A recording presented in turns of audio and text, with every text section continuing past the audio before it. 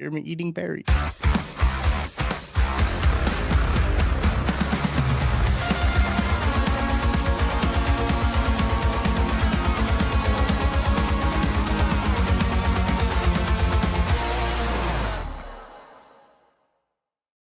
Welcome into a live edition of the Casey Laboratory, presented by Emprise Bank member FDIC. Our tremendous, incredible partners in Possible here at KC Sports Network. Kent Swanson here with Matt Lane, or as it showed on the screen a minute ago, I'm Matty Lane here with Kent Swanson. Kent, what's good? I am not Kent Swanson. Listen, I missed one show and we're over here operating on only Weird Games time. We don't even start until 6 minutes after the hour. I missed one show and this is what happens. Not only did you miss a show, you missed a Craig-isode. I don't like that, but yes, I did miss Craig being on an episode of The Lab. Have you seen Claude's clip of our episode yet, where he it looks like it obviously it's Craig's eyes with like fire underneath it, but it almost looks like a pepperoni pizza, like fresh out of the oven, shot like across the top. That's what I thought it was at first, and I thought that was a lot funnier.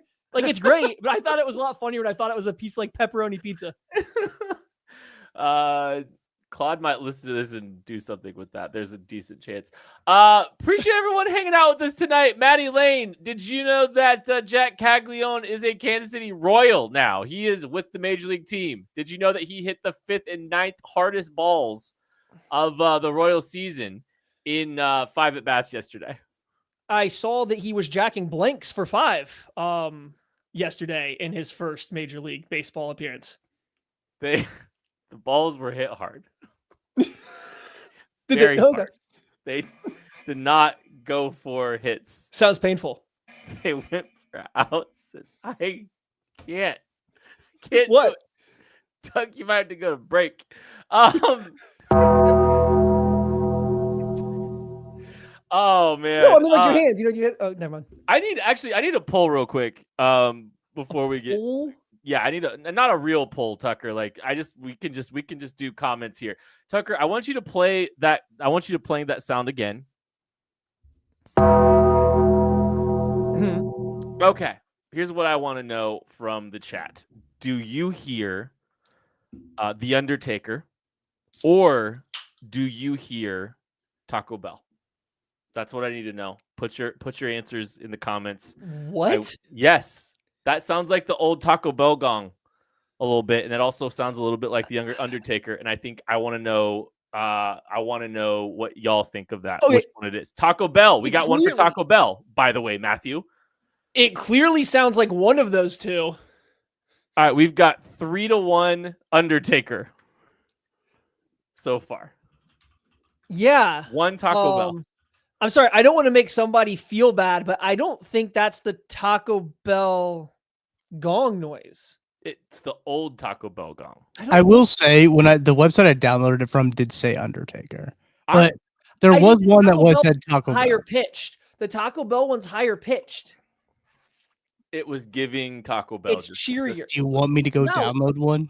A little bit, yeah. Yes, I do. I think that's how we should close. That's how we should close the show. Is getting the higher pitched, happy Taco Bell gong. I think you have to figure out. I'll play them back to back, and then you guys have to figure out which one is which. I think you should spring the Taco Bell one on us just somewhere randomly in the episode. Just whenever you feel like it. Just spring it on us. I'd like that. That would be nice. Maddie, have you had a chance to listen to any of the press conferences today? Because I did hear one thing interesting. Couple things interesting. I haven't listened, but I think I've seen some of the highlights. So I think it's a great way to start the show. I've kind of felt that, I've been up on a mountain, doing a little camping thing. So my service has been spotty, but I haven't felt like there's been a lot of OTA stuff that has really come out this year. And I don't know if it's been like this every year, and just my memory of it is a little bit off, but it feels like it's been a little bit slower this year. There hasn't been as much coming out about what's going on to even, fake excitement about. But today there did seem to be some good stuff. I have seen some of the quotes and some of the conversation around what was happening today. They came out today. So yeah, we can go through and you can just kind of tell me what you want to talk about. And okay. So first one. Joe Blameyer on Rashee Rice's injury. It was devastating on a personal level. But he says having Rashee Rice back opens up a lot of things, but also his personality and the competitor he is raises everything. So we've spent some time talking about this like X-less wide receiver, right? Room, right? There's no true X. They probably X by committee, moving people around, blah, blah, blah, blah, blah. What opens up with Rashee Rice back exactly? Like, what do you think the vision is with Rashee Rice back into the mix? Knowing that, like, yeah, we kind of see like maybe just some flexible positions there. Like, what do you think opens up with Rashee Rice's return? You don't have to rely on Travis Kelce to be your go-to third down guy and to be, I don't want to say the player you don't have to design plays for, because Rashee Rice still does need a little bit, like there's a little bit of catering to his position or how he's used best, but it's not to the same extent that what we saw for a lot of Xavier Worthy's usage last year or a lot of Hollywood Brown. Like Rashee Rice, you can kind of put him out there and have him run and beat zone on his own without it being manufactured. You can have him go be a linebacker or a nickel corner on a slant or some kind of crossing route on his own. So I think it alleviates the pressure on Travis Kelce to be the go-to guy on all of the must-have it downs, all those third downs, all those second and longs. You can take some of the pressure off of Kelce. And hopefully as defenses have to focus more on stopping Rashee Rice, that then opens things up for a Hollywood Brown or an Xavier Worthy to actually get downfield or to find space in the intermediate areas of the field that wasn't there last year because Travis Kelce was the only reliable threat. I don't know if a lot opens up in terms of getting more guys on the field at once, or, I mean, I feel like you're fishing to finally get me to say Rashee Rice is going to be the X wide receiver. That's just not happening yet. I can't. That wasn't what I was trying. Okay. That wasn't what I was fishing for even a little bit. I was just fascinated, because, I think Xavier Worthy gets to work down the field a little bit more, and maybe Hollywood gets to work down the field a little bit more. So like I think that could be part of the full reveal. I was just kind of curious where you thought this thing was heading. Chiefs offensive coordinator Matt Nagy on Josh Simmons. By the way, all these are from Charles Goldman, who does an incredible job over A to Z. College film is phenomenal. Hold on. Charles Goldman also now joining Fox 4 KC crew weekly on Fox 4 Sports Night. He has just tweeted this out recently. So I just want to shout out Charles. Big congratulations, Charles. We love him. Also, was at KCSN for a while.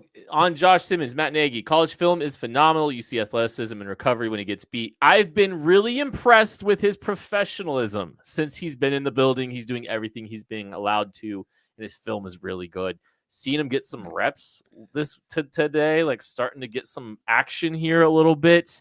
And then you hear the commentary on the professionalism, which is like there was some questions, some concerns about that going out. You got to be a little bit excited to hear what they're saying about Josh Simmons right now. Oh, absolutely. I mean, listen, we're June, and it sounded like he was a full participant today. And like, this isn't like full contact, full on pads or everything, Not right? full, So grain of salt. But he's getting more reps. But he's getting I think he's getting some team reps and some of that kind of stuff. All right, well, never mind. Scrap it. I'm actually very worried now. Couldn't fully participate. No.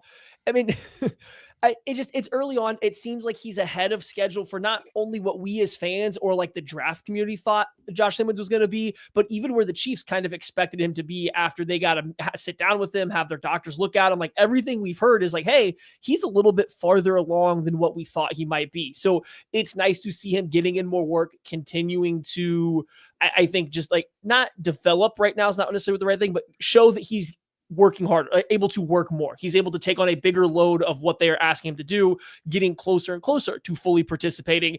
And then when he is able to participate, it's nice to see that, hey, he kind of sticks out as moving a little bit different. Everything he does is explosive. I think as time goes on, we'll also see that somebody's going to say how smooth everything he does is. I can almost guarantee that's a quote that's going to come at some point in time, because just watching him, everything is very easy. He's an easy mover. And then the professionalism, I think, is also big, because there was some rumblings that at Ohio State, maybe some teammates or coaches didn't, I don't want to say thought poorly of him, but maybe didn't get along with him super well or something like that. And they thought that he was a little bit of a diva or a little zesty. And, that doesn't seem to be an issue right now for the Chiefs. Couple more real quick speed rounding these things. So 30-ish seconds. Dave Merritt on Noel Williams, who struggled at times on Wednesday. His head is spinning a little bit, a lot of volume. He's playing one position. corner for that one position he needs to continue to grow. I assume that means one position corner is outside cornerback. I would assume if it was also in the slot, he would say something about that. Like it wouldn't be one position cornerback. They'd say nickelback or something like that. So it sounds like Noah Williams might be on a little bit slower of a progression than some other corners we've seen, maybe more of a Josh Williams type trajectory rather than Jalen Watson, who was able to hit the ground and running a little bit faster when we think back to his rookie year. Good job. Andy Heck on Kingsley Suamata. Yeah, I think he can be a phenomenal guard. And then he compared Kingsley and his development to a former Chiefs offensive lineman. Do you know that former Chiefs offensive lineman that he compared him to? I have absolutely no idea. Laurent Duvernay-Tardif. Okay. Both very good athletes, both pretty raw when they got to the NFL for very different reasons. Okay. You know what? I think I could see it. Hopefully it doesn't take as long for Kingsley as it did LDT, right? Like hopefully it's not the 3-year project that it was, but he's also BYU to the NFL is a step up, a lot different than where LDT was coming from when he got to the NFL. So yeah, I actually could see that. I mean, I don't know if their games necessarily remind me one-to-one of each other, but they both were extremely gifted athletically. Both of them were super strong, but you didn't always see that strength of that athleticism on the field because they weren't always in the right body positions. They weren't in the best biomechanical spots for them or for the play. And so, yeah, I could actually see that connection very well from Heck. Cool. That's Andy Reid and Andy Heck now have both said, essentially said, hey, Kingsley's going to play guard, but we like what we've seen from him at guard now. Lip service, offseason, take it for what you will. But you got both Andys so far saying, hey, we've liked what we've seen from this guy at the guard spot. Heck also said that Kingsley could play right tackle too. Well, let's focus on one position at a time. Let's focus. Let's just get guard down. Let's love Mike Caliendo. Let's keep Mike Caliendo as a backup. All right. I think it's time to talk about our No. I got one. Oh, I got one. Sheesh, chill. Okay. I got to find the exact quote. I believe Charles also told this one out. I believe this was from Dave Merritt was talking about how they're missing Justin Reid and like his vocal leadership. And they haven't really had somebody that has stepped into that role yet. And they're, I think it was like kind of alluded to that maybe like Brian Cook might be able to do it. But like right now they have not found somebody that stepped into and replaced Justin Reid's shoes as that vocal leader. And I just wanted to ask you, like, what do you think of that? How important do you think a loss of not just Justin Reid, the player, but Justin Reid, the quote unquote vocal leader, and something that they are clearly trying to replace given it got airtime in a press conference? Definitely needs somebody for that secondary room. I think more, Monday to Saturday, because I think Craig made a really good point on our show. Me and Craig did a show on Monday, Maddie, just so you know. I got to hang out with Craig. It was great. Anyways, he kind of talked about how, like the value of Nick Bolton as the communicator in the back, in the back end of that defense, and for that defense from the second level, having your alpha communicator, your high level leader in the middle of that defense, in the middle level, whereas they've tried it with like Tyrann Mathieu at times and it wasn't as clean and smooth and consistent. And so I'm not comparing them like for like, but I am saying like, I think the Chiefs will be okay from an on the field perspective when it comes to Sundays, but I do think that they need a veteran presence to step up in that secondary group, that safety corner room that can provide some leadership and some value. And, I don't know if that's Trent McDuffie, Trent McDuffie naturally being such a good and like obviously safety and corner room aren't going to be together all the time, but you know what I mean when I just say like somebody in that back end to have that leadership role. I don't know if it's in Trent McDuffie, even though he is the clear, obvious elite player. And if it's not him, like Brian Cook is the veteran. Like, I maybe there is Mike Edwards, come on down. I guess. Like, right, and so Nick Bolton, like in terms of calling plays, getting people on the same page, pre-snap and stuff, absolutely, that's Nick Bolton. Like losing Justin Reid will matter there, but I do think you could rely on a Brian Cook and a step up from Jaden Hicks to help Nick Bolton get that. But Nick Bolton is that guy. I was definitely thinking more from the aspect of not just like motivation, like getting guys hyped up, but also delivering the right message at the right time, keeping things calm and cool when you have to keep them calm and cool, but also amping it up when you need to, getting the defense as a whole just on the same page. Hey, this is what the focus has to be. that is something that I mean, I do think I don't want to say Nick Bolton can't do it, but it doesn't seem like that's been who Nick Bolton has been for the Chiefs. He has not been that guy that has fallen to others. And I think we saw, as much as I love Tyrann Mathieu towards the end of his stint here, I don't want to say that he was doing a bad job of being that kind of leader, but it felt like some of the messaging maybe had, worn out with some of the coaches or some of the other players, whereas Justin Reid had come in and kind of gave it a little bit of new life and just a different feel. And it worked really, really well. Not having that guy right now. And then I look around the defense, and Chris Jones obviously provides a ton of energy, but is he the guy that is going to get everybody on the same page and preach about responsibilities and confidence and doing, exactly what the play says all the time? I don't know. So it's interesting to me that they are already talking a little bit about not having that guy and hoping somebody steps into those shoes, kind of like an open challenge into the air. Yeah, we'll see. We'll see if it matters and how it manifests itself. They don't have that, true alpha as a safety right now. I mean, they've got very good football players. Like I think Jaden Hicks can eventually develop into somebody that is that guy, but it's going to be hard for him as a limited role player his rookie year, stepping into a full-time capacity this year to kind of take the mantle there. Be fascinating to see what happens. All right, now we will move on to our lessons learned segment. We've been randomly watching games. Tucker's been spinning a wheel and giving us a game to watch each week, taking one off the list after we've watched it. And we are lucky to be watching the Week 16 game against the Houston Texans. They would come back a few weeks later to Arrowhead and catch another L and have their season ended by the Kansas City Chiefs. But the first of two losses for the Texans in Arrowhead Stadium happened in Week 16, taking away high-level lessons learned from that game. Maddie, there was a lot of positives. I think, you were kind of starting to feel like this was a pivotal point in the season. Like Mahomes gets hurt, so you're dealing with the ankle injury.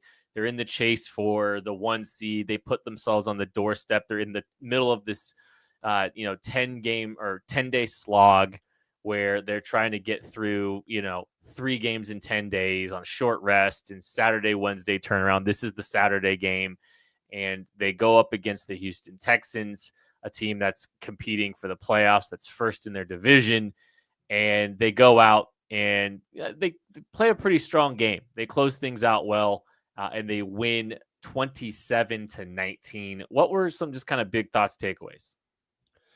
Yeah, my biggest takeaway for this, I think it sinks in the moment. I feel like I would have had bigger, grander takeaways from this. And if you went back and listened to the post-game show, like I'm hoping you did, maybe you can share some of those, but you have completely fallen off the wagon for those. I did on Monday. Figures. Yeah. So, but in hindsight, knowing what happens next, my grand takeaway is, boy, this was a fool's gold game if I've ever seen one. This was just fake. We used the same phrase. All of a sudden, the offense is offensing, right? The offense is offensing. Things are looking, I don't want to say like explosive, but things are looking clean. Things are looking crisp. You're like, oh, I see. This is like clearly a step forward from where we've been all year. We talk about all these games have been slogs, and all of a sudden, the offense is figuring it out a little bit. Joe Tooney's working okay at left tackle. Mike Caliendo's not a problem at left guard. Patrick Mahomes is hitting all these open guys. They're beating man coverage. It's all working. But then, like, you get to the end of it, and like you would even just have to get to the next Texans game in the playoffs, and maybe we'll get there eventually. Oh, they just ran a bunch of mesh over and over again, and the Texans tried to play man coverage, and they weren't good enough at switching it off, and everything was wide open that the Chiefs wanted to do. Everything was wide open they wanted to do. That certainly wasn't going to translate against any team that played, competent zone coverage, that was doing a good job passing stuff off, and teams that were good at man coverage, that were good at navigating traffic. So, yeah, I think it was just the biggest fool's gold game there possibly could have been, because every other good defense the Chiefs faced from that point on kind of made them look sluggish again. I agree. I also have I think this is the conundrum of the entirety of this last season, is trying to equal out, level out, whatever you want to call it, a team that went 15-1 with their starters, and went to the Super Bowl, and we just have this like overarching thought process of fool's gold so many times, and it's like hard to like level those two things out. They wouldn't stop winning football games. They beat the Buffalo Bills in the AFC Championship game. They make it to the Super Bowl, and they just get absolutely smoked. And it's like everything before that, it's like how it's just going through this, like nothing mattered before that, which is true. But also they went 15-1 with their starters, which is also true. And there were bright moments of offense. All of these things at the same time have been very difficult to navigate for me personally and mentally. My big takeaway from this game, though, is more just like I want to pause and appreciate Joe Thuney for what he is. And he obviously is not a tackle. And he is not a tackle that you should play for a large sample size and have 2 weeks of rest to prepare for. But I think this is a prime opportunity because this was such a big Joe Thuney game. Like, this was a big challenge. This is what gave you a little bit of hope for the Super Bowl or hope for the playoff run. And it didn't matter until the Super Bowl. But I do think it's such a weird ending to Joe Thuney's career in Kansas City where they play him at tackle. He's an all-pro guard. They play him at tackle. He gets, smoked at tackle his last game of his career in Kansas City, and then gets traded to the Chicago Bears. And, oh, by the way, the Chiefs don't even have the pick that they acquired in the Joe Thuney trade anymore because they used it to trade up for Noah Williams. So, like, the book's closed on Joe Thuney, and the book closed so fast that, like, we probably aren't going to appreciate and remember Joe Thuney, the all-pro guard, entirely the way we should, and I don't think that's fair. So I just wanted to pause and give a level and a moment of appreciation to Joe Thuney for this one, because that man stepped up and did everything his team asked for him to do and did it admirably, and just didn't work out his last game. So this was just like a quick reminder for me, like, man, like, I know it was tough and it was an awful way to lose and close things out, but I do really appreciate Joe Thuney's contributions to the Chiefs over his last few years. Look at you finding the silver lining. And I think what you said at the beginning of that too was yes, good job from Joe Thuney in this game, and what a great career he had, both, all over, but also with the Chiefs. But I think something you said at the beginning there sticks out to me. Like, hey, the Chiefs team was very good this past season, right? Like, they essentially had one real loss heading into the playoffs. They did lose embarrassingly in the Super Bowl. And that was part of wanting to go back and watch some of these games, was to find takeaways that weren't completely marred by what happened in the Super Bowl. The problem is, watching them all back now, you can see why that loss in the Super Bowl was essentially inevitable. Like, it was going to happen, right? Like, that was going to happen at some point in time. Now, it took all the way to the Super Bowl against probably like the perfect team to go against for it to happen. But like, you go back and watch all these games, and even this Texans game where I'm sitting here saying, we all saw at the end of it, like, hey, they kind of figured it out. They were playing pretty good. They might've had something here. And still it was like, okay, but look at how they got what they did. And this is the same thing. Hey, spoiler, when we go to the Steelers game, it's going to be the same thing. They ran a lot of the same stuff, and they took advantage of a team that had a terrible defensive game plan that tried to go away from what they typically do. And the Chiefs with Andy Reid and, hey, Matt Nagy, shout out, I guess Matt Nagy here, took advantage of that with their game plan and how they executed it. So good for the Chiefs for taking advantage of it. But boy, like, even in one of their best games, it was pretty obvious, like, coming out of it, like, hey, I don't know if that is sustainable unless every team plays as poorly as the Texans did defensively in coverage. And guess what? The Eagles did not. We talk a lot about, like, on our show, we like to at least acknowledge the things that could keep this team from winning a Super Bowl, because the expectations for this organization exceed 9-7. They exceed a wild card. They exceed a playoff win. The expectations are Super Bowl or bust. And so when we talk about the things that can keep this team from doing that, this is prime example, I think, of that. Is like, we like to at least acknowledge what could go wrong with some of these things. Like, it did when it mattered the most. It didn't to that point, right? Like, this team just finds ways to win. You don't want to bet against Patrick Mahomes, and, well, it caught up to him once, or, for the second time in the Mahomes era. But luckily enough, the Chiefs have won 3 Super Bowls, and that makes this a lot easier to swallow. Let's talk about the tight end position. We're going to do that right after this. Looking for tickets for your next event? Tickets for Less is your #1 source. Save big on every purchase when you use promo code KCSN at ticketsforless.com. Success in real estate takes more than vision. It takes the right financial partner. When someone takes something rundown and turns it into something great, that's called a comeback story, like Brain Group. They take distressed properties here in KC, completely rework them, and then turn them into valuable real estate. But that kind of work needs the right bank behind it. Enter Emprise Bank. They're not about cookie-cutter loans. They saw Brain Group's vision, backed them, and now they're making big moves in Kansas City real estate. Talk about your partner in possible. Emprise doesn't do one-size-fits-all financing. They invest in potential and back growth. Visit emprisebank.com/KC to learn more. Emprise Bank, member FDIC, equal housing lender. Folks, it's playoff time, and if you're still just watching games, then you're missing out. With Pick 6 from DraftKings, you can turn your hoops knowledge into real cash. Just make your picks, track your score, and if you hit all 6, you're looking at bigger payouts than Prize Picks flex plays. Nobody's dropping better payouts than Pick 6. Hit 6 picks, and that's 25 times your cash. And if you beat your competition, you could be looking at a 500 times bag in your pocket. And right now, new customers can get $50 in bonus picks with just a $5 entry. Here's what you got to do. The playoffs are on, so why not take a shot at making a little money while you're watching? Download the DraftKings Pick 6 app right now and use code KCSN. That's code KCSN to play $5 and get $50 in bonus picks.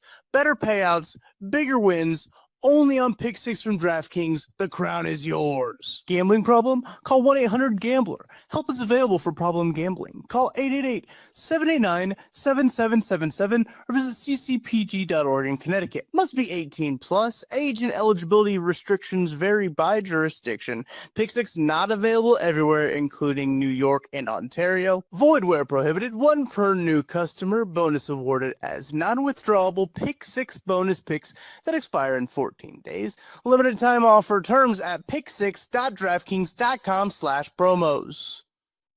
We got to spin the wheel before we move on, though. We got to find out what game we are watching for Monday's show. So, Tucker, take it away. Let's see what we got. I want to know who you guys want first before I spin it. Who do you wheel. want? What do you want it to land it on? The whole list of games off to the side for the visual audience. Which one do you want it to land on? I think I want the fraud goals game. Maddie?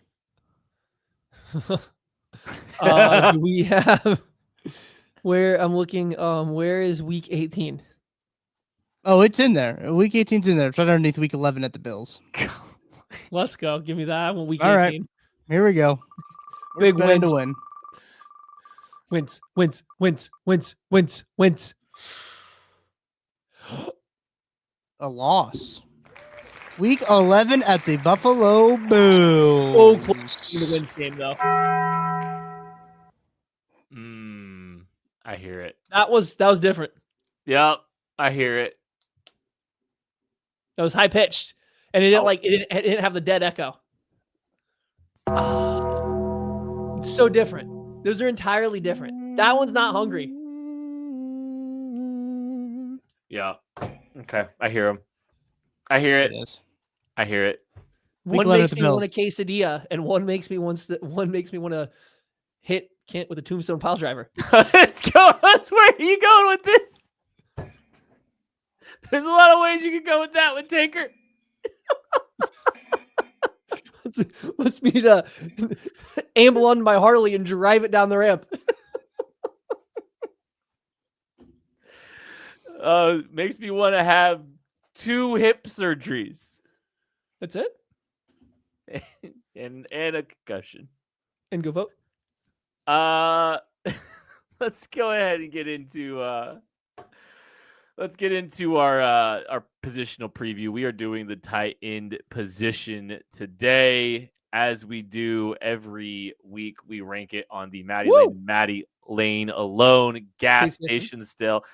You know how we texted Craig and we're like, "Hey Craig, what's your opinion on Flying J?" And he's like, "I don't have to have an opinion on one." Oh, he had to. He kind of gave one. He basically replaced Flying J with something else because he knows too. So the tight end position though, very fascinating where this one goes. Travis Kelce, Noah Gray, Jared Wiley, Big Bob Tonyan, and Jake Brenningstool, the Clemson undrafted free agent. That also Trey Watson as well. There you go. Maddie Lane, where does the tight end position stand on the Maddie Lane and Maddie Lane alone gas station scale? Well, quickly, you can see if you are watching the video, the KCSN gas station scale is scrolling across the bottom on the ticker right now. Tier 1, the best you can get is Quick Trip. Tier 2, the second best you can get, and very good, but not quite perfect, is the Flying J. Tier 3, which will do in a pinch, but nobody loves it, is 7-Eleven. And Tier 4 is the Carson Wentz of gas stations, aka Shell. What? Shell of himself, some say, after that injury. I want to leave. Can we end the show? Like, is there anything we can? Thank you. Thank you. Appreciate it. Casey's is buried out back where it belongs. Yeah. Julia. Yeah. Okay. Julia, you're right. Chiefs, You should. yeah, where is it? Nobody knows because it nobody should goes be there. two. Where is it? No one knows. So that brings us to the tight end room. I think this is the first year. It's not Quick Trip. Travis Kelce cannot drag this unit to a Quick Trip anymore. They are not tier 1 because Travis Kelce has lost a step. He can no longer automatically put this team into the top tier. And as much as I like Noah Gray, and I think he's a very good number 2 tight end, but he's also more of an H-back. He's not like a complete tight end for a number 2 tight end, so that gets a little tricky. I like some of the young talent. I think it's a pretty solid, if not above average, Flying J. So it's above average in the tier 2 department because I like some of the depth. Sorry, Talk, that you had eat one of your fruits incorrectly. With you, and then Wrong pipe. Sorry. and then but yeah, I'm gonna go above average Flying J. I think it's a Flying J. I don't know if I'd go at an above average Flying J level for me. I'm worried about the drop off with Travis Kelce because if they Sure. don't have Travis Kelce, what is this group? It's a 7-Eleven. Is it a Shell without Travis Kelce? Without Travis Kelce, you're probably bottom of the barrel 7. So here's the thing. I think Noah Gray as a tight end 1 is obviously not better and not like good enough, but I think his usage as a tight as dropping Noah Gray into Travis Kelce's shoes 1-to-1 allows him to do a little bit more. Whereas when he's backing up Travis Kelce, all the things he does best, Travis Kelce already does better. Right. So like, I almost think you could use Noah Gray a little better without Travis Kelce. So I don't know if we've seen the best of what Noah Gray can do up to this point. So like, I would still go, I think, low in 7-Eleven because I think Noah Gray has shown us enough that he could be competent. And I do like some of the younger talent that they have going around. But like, I could hear a Shell argument without him. I'm probably leaning like a lower level Flying J. Like I don't feel as great and confident about them being in the Flying J bucket as I have, and it's stunning. I think Travis Kelce is very clearly a wild card this year, right? And you see the regression from last year. You see the regression last year and just was not good. And you hope, and you're just hoping that you get this amazing swan song with him where like some of the reports that he's in the best shape that he's ever been to this point in the offseason, how he's looking in practice, all of these things that you hear, you hope that is leading to a resurgence after a really tough year for Travis Kelce. You're hopeful that is what is about to come. And I don't know. I just don't know if that's what we're coming to expect. So like, I think he's such a wild card. He's such a mystery. I'm going lower level Flying J for this. And it is kind of weird. It's kind of sad and weird to have to do this. But I think it's justified at this point 100%. So I think we know who the best player at this position is. Yeah, but I think there's a bigger conversation to be had there. I think at least, if you want to take it somewhere else when you go, you can. But I think I'm with you. And that I do think that Travis Kelce has already shown that step back. And I think there's a chance you see another step back coming now, right? Like there's no guarantee that he's going to be even as good as he was last year from a like health and athleticism standpoint, because clearly he had lost some of that. Like clearly that had taken a small step back this past season, even just a couple months since the Super Bowl. So I am a little worried about that, but I think it goes back to something I alluded to earlier. With Rashee Rice back, you won't have as much pressure on Travis Kelce. Once Rashee Rice got hurt, and it was third down, it was second down, who was anybody ever worried about stopping? one guy, Travis Kelce. So now this year, if you get a healthy Rashee Rice and you get a healthy Hollywood Brown and you have year 2 Xavier Worthy, there might be a lot more space for Travis Kelce to operate. And we know that he doesn't have the same quicks that he had before to where he can be a threat after the catch.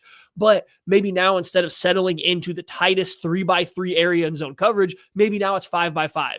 Maybe now there's a little bit more space for him to settle into or to run to and catch the ball actively on the move where he doesn't have to stop, change directions, make someone miss. So I could see a pathway where I still think that he might be on a very clear downturn of his career, that he could be a little bit more effective this year just because of all the pieces around him. And I did see, somebody out here, I think it was Bumpa said in the chat, Kelce's still a top 10 tight end. And yeah, I would agree he's still a top 10. And I don't know, 7 or 8 of those other top 10 tight ends, you just can't run your offense through him anymore. The Chiefs have ran their offense through Travis Kelce for years now, right? And they can't do that anymore. And I think that adjustment period is going to make him look a little bit better. I think that's fair. I'm curious to see how many snaps he plays. Does his snap count Too change? Many. Does it snap count go down a little bit? Those are things I'm kind of paying attention a little bit too, is do we see a role change for him and someone else step up and play a little bit more? Does Noah Gray get involved a little bit more? I think I'm fascinated to see what that plan for him is. I think they want to try to keep him fresh and hopefully have a nice, close to his career in the playoffs, but does that require them to manage the load a little bit during the regular season? A lot of questions up in the air for Travis Kelce and where he sits in the tight end echelon in 2025. I don't have a good pulse on it, and I don't think we're going to have a good pulse on it until the season starts, and then we'll find out.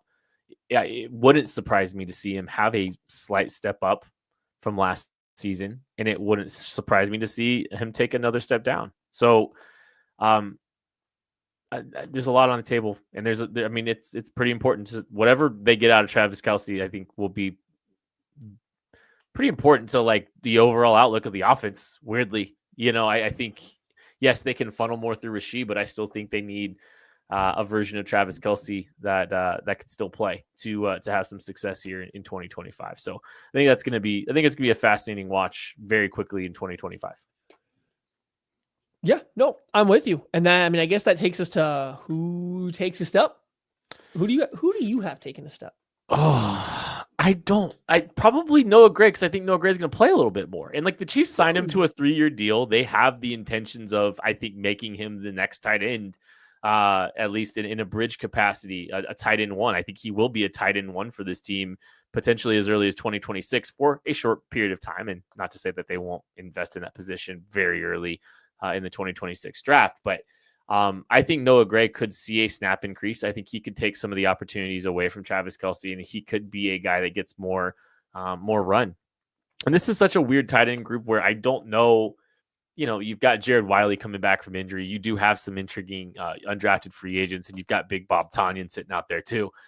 If I'm looking at who I think takes a step, I don't think there's anybody else you can really realistically see as a candidate to take a step unless you're talking about the undrafted free agents. And I think Noah Gray might out of necessity need to get more opportunity in 2025. And I think he's ready for it. I think he can play capably. And I think you could start seeing those ratios change a little bit between Noah Gray and Travis Kelce in 2025. Yeah, I was obviously tempted to go with Noah Gray as well. The problem is I feel like we would have seen it. Now, we haven't seen Noah Gray take that step. We've seen him be more useful or have a bigger impact. But if you kind of even look at even last year during his big games, how was he having that impact? Leaking out of after play action, right? Kind of running some zone stuff right over the ball. It was just the same stuff that he's been doing since he got to Kansas City. Nice corner route against the Niners. But he's ran those before, right? But I was just saying, these are all stuff that he's done. I don't remember the play exactly. I'm going to assume it was off of play action though, would be my guess. It was under center. Yeah. And so, right. And so it's just he has done the same stuff year over year. Not that he's bad at it, and it's clearly impactful. It's just, what is that next step? The next step would be running ISO routes, going out there and running routes one-on-one versus coverage. And the last time we really got to see him attempt to do that was last year against the Detroit Lions in the opening game that Travis Kelce missed. I guess 2 seasons ago now, right?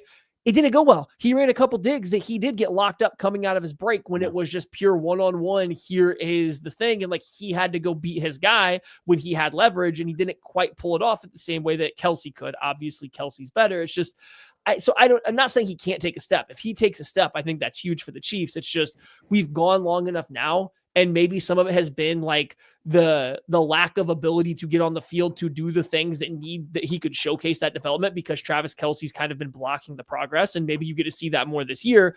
I just wish we would have seen a little bit more, I think, of the signs for it to come. So for that reason, I guess I'm going to go Jared Wiley, because I guess playing is a step forward, right? Like, and I don't mean that in a bad way, but he got injured last year, didn't get to play a whole lot. A little bit of the play he did get, there was a couple snaps that you could be like, oh, that wasn't bad. A couple snaps, you're like, I would really like to be a lot better there. And so him just being healthy and being able to go the whole year and show some improvement to his play strength and paying attention to, where defenders are, making sure he attacks the leverage. So yeah, maybe Jared Wiley coming in, not even having a big role, but being able to stretch, I guess, defense down the field, because he does have that kind of athleticism, showing off a little bit of speed, running the seam. Something like that could go a long way, because I don't think Noah Gray or at this point in his career, Travis Kelce are seam stretching tight ends in any sense of the word. Wiley's so tough for me, though, too, because he's coming off an injury. He's not even a full participant yet in OTAs, I don't believe. So now you're looking at a guy that had his struggles in 2024, and what are you getting out of that? Like, yeah, I think you could default to that, or you could just kind of say it's one of these sleeper UEFAs to watch too, right? Like, I know it's a step up, it's an improvement, as a step up from being an undrafted free agent potentially for a Jake Briningstool or somebody like that. Maddie, give me a sleeper undrafted free agent to watch at the tight end position. I think I just named him. Yeah, Jake Briningstool. And I wanted to put these two guys back to back with him and Jared Wiley, because I think there's only room for one of them. Mm-hmm. And they kind of do the same thing, actually. I think Briningstool's at his best running down the seam and running some of these overs and doing the stuff that Wiley theoretically should have a chance to do. So either Wiley takes a step and is able to contribute some of that stuff this year, or you get a sleeper like Briningstool who steps onto the field and has the ability to do that. Now, Wiley's a more explosive, more fluid athlete than Briningstool is, but I'd say Briningstool's stronger a little bit, does a little bit better job at the catch point. I'd say he's a little bit more reliable of a catcher and like understanding soft spots and zones. So like, they do the same thing, slightly different pathways to do it, but they both could be your seam stretcher, your guy that runs these overs and can maybe actually attack the intermediate to deep-ish areas of the field for a tight end that I don't think Travis Kelce's really accessing anymore at this age, or that Noah Gray just has the size to. Noah Gray is a relatively narrow, short tight end. He's kind of got to be open downfield. And I know he catches some corners or some like play action shots, but they're pretty open because he's not a bigger bodied, big catch radius tight end kind of guy. So I do think there is a pathway for a Wiley or a Briningstool to make the roster, because there is something that tight ends do typically that Travis Kelce and Noah Gray aren't really doing great this year. So yeah, Briningstool, I got my eyes on him, I think, throughout training camp, because if Wiley's even a little delayed in his rehab process here, I think that opens up the door for him a lot. When I look at, like one thing to be reminded of when it comes to tight ends, like it can be tricky in year one to contribute at the tight end spot, just across the National Football League. It's a very tricky position to make that transition to, especially since a lot of these bigger body guys are pass catchers more than they are inline blockers coming out of college. And so like you're having to, kind of learn two spots. You're having to learn from a blocking alignment. You're having to learn from a receiving perspective. So you're having to get a really complete view of that offense and a complete understanding. And there's a lot on your plate. So year one to year two jumps can happen at the tight end spot, and you see it quite frequently. And I'm fascinated to see if Jared Wiley is someone that is able to take that step. And Briningstool, like, yeah, he's got the talent and the ability to compete. So if the door gets left open, Jake Briningstool is a guy that I think could wind up making this active roster. I think they keep 3. I think it's 3. I don't think it's 4. Who do you think wins the battle between Jared Wiley and Jake Briningstool? I mean, I guess it depends on if Jared Wiley's healthy enough, right? Like, I mean, I guess we're making a prediction on how healthy he is. I think Wiley getting real-ish draft capital spent on him matters, whereas Briningstool was just an undrafted free agent. But the problem is we don't know if Jared Wiley's going to be healthy. So I could see an avenue where Wiley starts the year not quite ready, and that opens it up for Briningstool. So yeah, let's go with him. We're going to go with Briningstool just because I don't think we've seen anything from Wiley to say he's ready right now. All righty, Maddie. This tight end spot, do they need any help? Do they need someone introduced into this room at the tight end spot? Is there a free agent or a tight end that they need to add? Do they need to trade for Kyle Pitts? Okay, I don't think this room needs anybody necessarily. I think this team desperately needs a tight end that can block. I think it's a little weird that they still don't have a tight end. Like Travis Kelce, fine blocker out in space. He's gotten maybe a little bit better in line as he's gotten older and like knows that he's not as impactful out in space as he used to be, but he's still not great. Noah Gray, not great in line. I wouldn't say Wiley or Stool are particularly good blockers. Neither is Robert Tonyan. So not having a blocker is a little odd to me. And I'm kind of surprised, especially because the Chiefs did like to use a lot of heavy personnel last year. And I guess they just assume our finesse run game will work no matter what tight ends are out there. I don't know. It's odd construction. So I wouldn't hate a blocking minded tight end, like a blocking first tight end coming in and joining this room. That said, I don't really expect them to do it. I would, however, like them. And Micah, yes, I know I have seen you over here about asking if they should trade for Kyle Pitts over and over again. Yes, I would trade for Kyle Pitts. He doesn't fix the blocking issue whatsoever. He adds nothing on the blocking front. But I think if the Falcons were willing to give away Kyle Pitts, if they was willing to say, okay, we've had enough of this headache, let's recoup whatever we can get on day 3. And the Chiefs said, hey, we're in the AFC, you're in the NFC. Here's a round 6, here's a round 5 pick, whatever it may be, and we'll take this off your hands. Sure, have at it, because you might actually have your Travis Kelce replacement and you don't need to go out there searching for one anymore. I still think there's talent there in Kyle Pitts to be found that the Falcons haven't unlocked. Would you give up a 3rd round pick for Kyle Pitts? 3rd, I think, is too steep based on what we've seen, because since he's returned from his injury, he hasn't run the same. He hasn't run as fast or as explosively as he used to. And I need to know, is that more time, or is this something that's he's going to be a guy that suffered an injury that has changed his athletic profile a little bit, right? So without knowing that right now, no, I don't think I'd give up a 3rd, because I don't know if he can just flat out outrun safeties anymore like he could when he was a rookie. It sounds to me like you think the Chiefs should sign blocking tight end 41-year-old Mercedes Lewis. Sure.